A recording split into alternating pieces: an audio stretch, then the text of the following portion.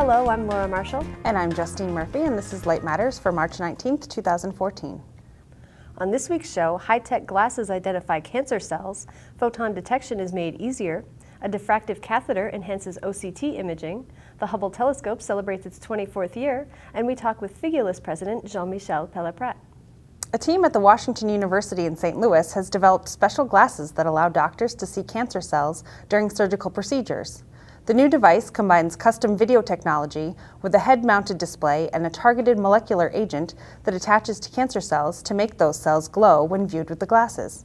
As cancer cells are often difficult to see, even under high-powered magnification, surgeons must remove tissue adjacent to a tumor without knowing if the tissue includes cancer cells. Following lab tests to determine the presence of such cells, subsequent surgeries could be necessary since current technology cannot always show the extent of the disease after the first procedure. In initial studies, an indocyanine green agent was injected into a tumor. Using the glasses, this made the cancerous cells glow when viewed under a special light. The researchers were able to detect tumors as small as 1 millimeter in diameter. These glasses were used for the first time last month at Siteman Cancer Center and Washington University School of Medicine and have already demonstrated promising results. A new approach to photon number resolving, or PNR, could benefit scalable quantum computing, non-invasive diffused optical imaging, and other such applications. Northwestern University researchers have developed a nano-injection detector, which follows the principles of dim light detection by rod cells in the human eye. The new approach operates PNR-enabled high-performance imaging systems at shortwave IR wavelengths. Based on the indium phosphide material system, this new detector is a layered structure made up of an N-doped InGaAs absorber, a P+-doped gallium arsenide antimonide hole trap, an undoped indium aluminum arsenide etch stop, and an N+-doped indium phosphide injector. It provides high uniformity and nearly bias-insensitive high internal gain characteristics and has also demonstrated a higher signal-to-noise ratio compared with traditional SWIR imagers. Until recently, the most effective detectors have been transition-edge sensor superconductors that can produce millions of carriers from an electron hole pair generated by a single photon. However, the researchers say that the practical application of these is limited, as neither can generate large imaging arrays and require extremely low temperatures to operate, which slows the process. The new nano-injection detector addresses these obstacles. The research was published in Optoelectronics and Communications. A new imaging catheter now enables real-time, ultra-high-resolution OCT imaging at 800 nanometers to form a 3D volumetric dataset. A team from Johns Hopkins University and the University of Washington, which developed the device, say this could potentially improve image contrast through increased light scattering and less tissue absorption. Called a diffractive catheter, the instrument features a diffractive microlens to manage chromatic aberration. It was originally designed for longer wavelengths, so at this point it can only alleviate the aberration rather than remove it. With further investigation and optimization of the diffractive lens, however, better image quality can likely be accomplished.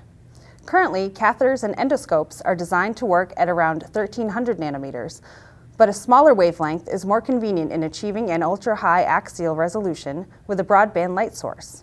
The researchers found that fine structures, such as gastrointestinal muscles, were easily identified.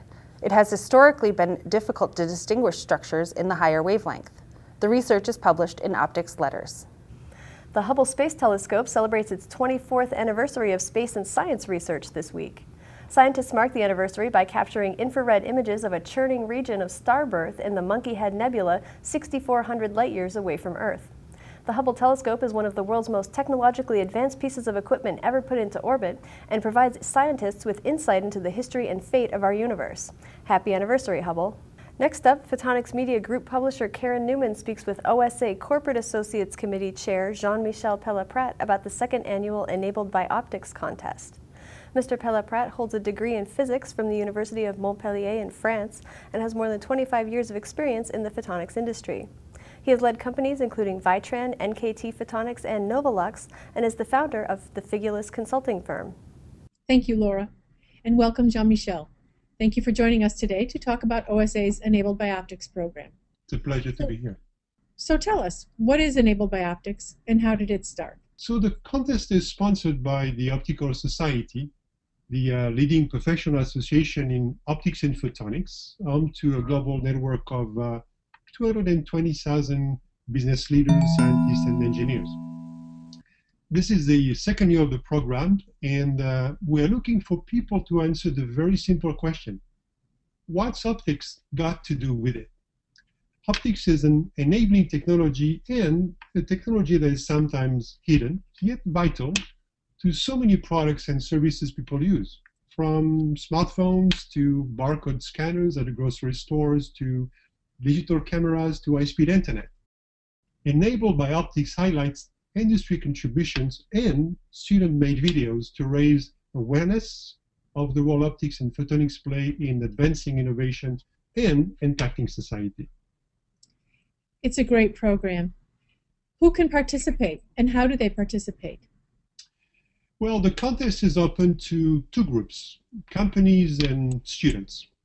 For companies, we want to hear about their exciting optical technologies, how their technology is unique and the impact it has had on society, whether this being economical, behavioral, or human. For a company to submit, they would go online to osa.org/enabled by optics and complete a series of 8 questions that relate to the topics I just mentioned. They can also submit backup material such as PowerPoint files, video, photographs to support the submission. For students, we wanted to include this group as an opportunity to engage the next generation and link them to the industry. Their submission would consist of a short video, nothing professional required, where they select the consumer products of their choice, take it apart, find the optical components and technologies, and talk about how optics contributes to the end product. They can also submit online at osa.org/enabled by optics. For both submissions, one of the judging criteria is also creativity. The selection committee wants to be inspired by the submissions.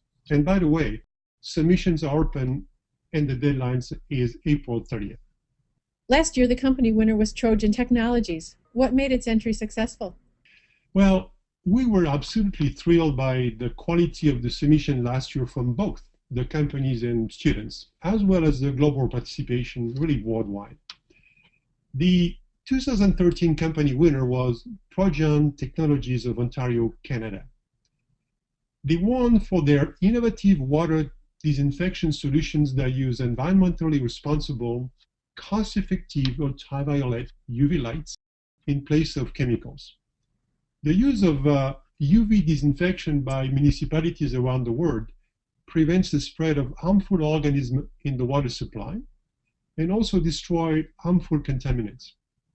Their story is absolutely fascinating one and a perfect example of how optics is playing a role for the greater good.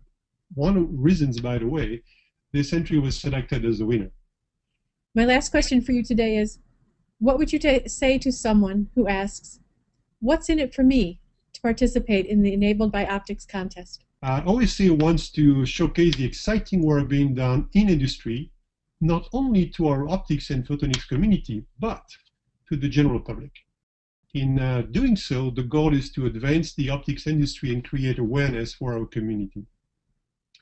So with OSA sponsoring this contest, the company winner receives extensive publicity and recognition through OSA's global communication channels, along with special efforts by Photonics Media.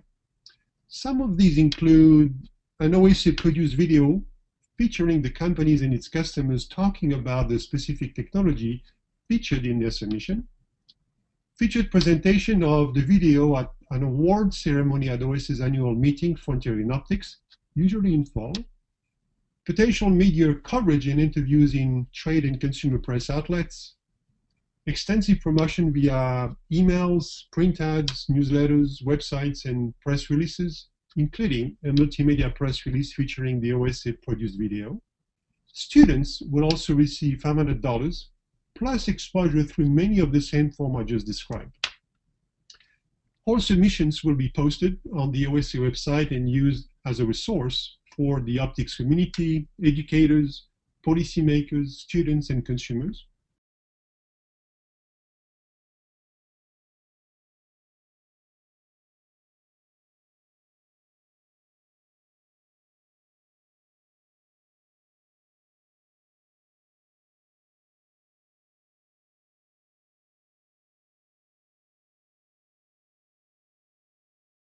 That's it for this edition of Light Matters. Email us with your questions or comments at lightmatters@photonics.com. Thanks for watching. We'll see you soon.